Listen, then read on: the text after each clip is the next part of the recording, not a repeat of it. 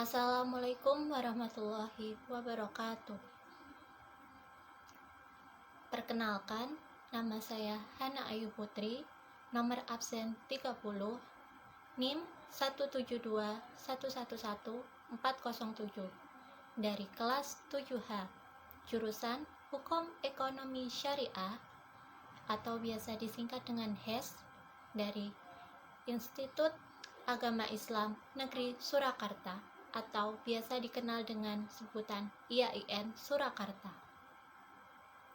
Di sini saya akan menjelaskan hasil review buku yang telah saya baca yang berjudul Dasar-Dasar Hukum Perdata Internasional, guna sebagai pemenuhan dari tugas mata kuliah Hukum Perdata Internasional yang dibimbing oleh Bapak Yusuf Wibisono.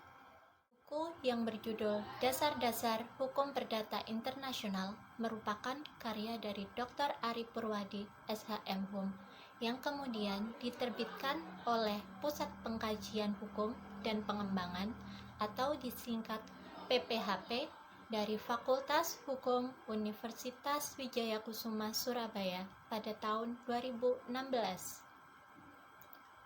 Buku ini terdiri dari 11 bab yang berkaitan dengan hukum perdata internasional. Bab-bab tersebut diantaranya adalah: yang pertama, pengertian ruang lingkup hukum perdata internasional; yang kedua, sejarah umum hukum perdata internasional; yang ketiga, mengenai teori kualifikasi; keempat, titik taut; kelima, renvoy; keenam, ketertiban umum dan hak-hak yang diperoleh; ketujuh, prinsip nasionalitas dan teritorialitas pada status personal atau status dan wewenang; yang kedelapan, hukum perdata internasional di bidang subjek hukum; kesembilan, hukum perdata internasional di bidang hukum perkawinan; kesepuluh, hukum perdata internasional di bidang hukum kontrak; dan yang terakhir mengenai perbuatan melawan hukum. Hasil dari review buku yang saya baca, yang pertama adalah hukum perdata internasional merupakan hukum perdata untuk perkara-perkara internasional atau perkara-perkara yang berhubungan dengan unsur-unsur asing atau disebut dengan foreign element. Unsur asing ini merupakan titik pertalian karena menghubungkan fakta-fakta dan keadaan-keadaan atau peristiwa-peristiwa dengan suatu sistem tertentu. Adapun masalah pokok hukum perdata internasional berkaitan dengan hakim yang berwenang, hukum yang berlaku, hingga sejauh mana pengadilan memperhatikan dan menguasai putusan-putusan pengadilan asing tersebut. Kemudian, sejarah umum mengenai hukum perdata internasional sudah ada sejak zaman dahulu, karena asas-asas dan pola berpikir hukum perdata internasional sudah dijumpai pada masa Kekaisaran Romawi abad kedua sebelum Masehi sampai dengan abad ke-6 sesudah Masehi. Kemudian berlanjut pada masa pertumbuhan asas personal hukum perdata internasional pada abad ke-6 sampai abad ke-10. Lalu berkembang kembali pada masa pertumbuhan asas teritorial pada abad ke-11 sampai dengan abad ke-12 di Italia. Lalu berkembang menjadi pertumbuhan teori statut di Italia pada abad ke-13 sampai dengan abad 15, berkembang kembali pada masa perkembangan teori status di Prancis pada abad ke-16, kemudian berkembang lagi pada Belanda pada abad 17, dan kemudian teori hukum perdata universitas pada abad ke-19 yang kemudian digunakan terus-menerus hingga sekarang ini. Mengenai kualifikasi. Kualifikasi merupakan bagian dari proses berpikir logis terhadap suatu sistem hukum yang berlaku dan berdasarkan fakta-fakta sehari-hari pada masyarakat. Teori kualifikasi terdiri dari 3 bagian. Yang pertama, teori kualifikasi menurut Lex Fori, yang sesuai dengan pengertian hukum internasional material dari hukumnya hakim itu sendiri. Yang kedua, teori kualifikasi menurut Lex Causae, atau sistem hukum dari mana pengertian berasal dengan memperhatikan sistem hukum asing yang bersangkutan. Dan yang terakhir, mengenai kualifikasi otonom atau metode perbandingan hukum dan mengandung gagasan-gagasan yang sehat, di mana metode perbandingan hukum ini yaitu membandingkan antara teori menurut Lex Fori dengan teori menurut Lex Causae. Kemudian berlanjut mengenai titik-titik taut. Titik taut sendiri merupakan fakta-fakta dalam sekumpulan fakta perkara hukum perdata internasional yang menunjukkan pertautan antara perkara dengan tempat tertentu dan menciptakan relevansi antara perkara yang bersangkutan dengan sistem hukum dari tempat tersebut. Macam-macam titik taut dalam hukum perdata internasional dibagi menjadi 2 bagian, yaitu titik taut primer, yang merupakan fakta yang mengandung unsur-unsur asing dan bukan peristiwa internasional. Dan yang kedua, titik taut sekunder, yaitu penentu untuk menentukan hukum dari tempat mana yang digunakan sebagai applicable law.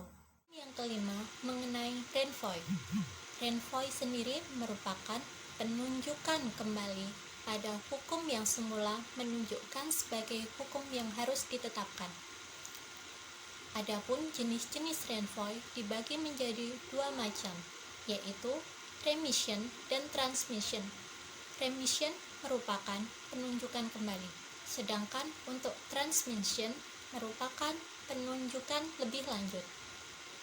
Renvoi menurut Rancangan Undang-Undang Hukum Perdata Indonesia yang didasarkan pada pasal 2 Rancangan Undang-Undang Hukum Perdata Indonesia, maka setiap hakim Indonesia dianjurkan untuk menerima renvoi untuk memberi jaminan yang lebih banyak dalam menghadapi suatu masalah yang berkaitan dengan hukum perdata internasional. Berikut adalah contoh-contoh dari single renvoi yang berada di luar negeri. Yang pertama, yaitu kasus The Forgo Case pada tahun 1879. Yang kedua, kasus dari Patino v. Patino pada tahun 1950, dan kasus dari harta peninggalan Schneider pada tahun 1950, dan masih banyak lagi kasus-kasus lainnya yang berhubungan dengan renvoi. Untuk poin selanjutnya mengenai ketertiban umum dan hak-hak yang diperoleh. Ketertiban umum dan hak-hak yang diperoleh ini diatur dalam Undang-Undang Nomor 30 Tahun 1999 dan juga dalam Perma Nomor 1 Tahun 1990, dan memiliki fungsi secara tradisional sebagai doktrin hukum perdata internasional dibagi menjadi 2, yaitu fungsi positif dan fungsi negatif. Fungsi positif yaitu untuk menjamin aturan-aturan tertentu Lex Fori tetap berlaku, dan sedang untuk fungsi negatif sendiri yaitu untuk menghindarkan pemberlakuan kaidah hukum asing yang menyebabkan pelanggaran konsep-konsep dasar dari Lex Fori. Kemudian poin ketujuh yaitu mengenai prinsip nasionalitas dan teritorialitas pada status personal. Status personal merupakan kondisi atau keadaan suatu pribadi dalam hukum yang diberlakukan atau diakui oleh negara untuk mengamankan dan melindungi lembaga-lembaganya. Poin ke-8 yaitu mengenai hukum perdata internasional di bidang subjek hukum. Di bidang ini, subjek hukum yang dimaksud berasaskan pada asas nasionalitas, asas domisili, dan juga asas untuk penentuan status badan hukum. Poin ke-9, hukum perdata di bidang hukum perkawinan.